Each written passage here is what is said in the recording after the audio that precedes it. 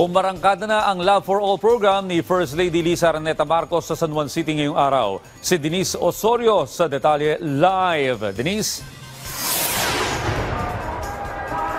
Audrey, kasalukuyang puno na ng mga taga San Juan ang sports complex na ito para mag-avail ng Love for All. Laboratorio, konsulta at gamot para sa lahat.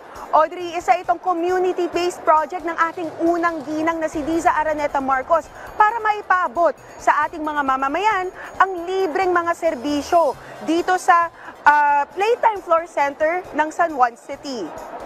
Libreng check-up, laboratory tests gaya ng blood chemistry, ECG at digital x-ray, dental at eye services, hanggang sa pamamahagi ng gamot at salamin, lahat ito libre para sa mga residente.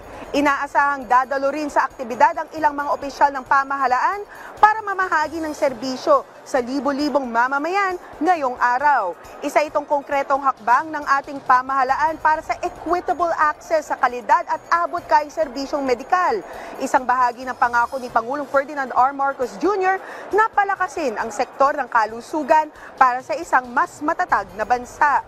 Tinitiyak ng pamahalaan na tuloy-tuloy ang ganitong klase ng inisyatiba tulad ng serbisyong medikal na abot at ramdam ng bawat Pilipino.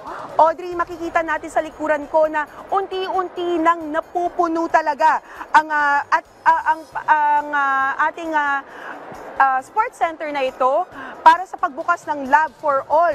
Kabilang na ang mga senior citizens at PWDs na binibigyan ng prioridad dito sa Love for All.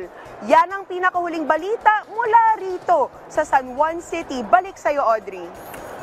Maraming salamat, Denise Osorio.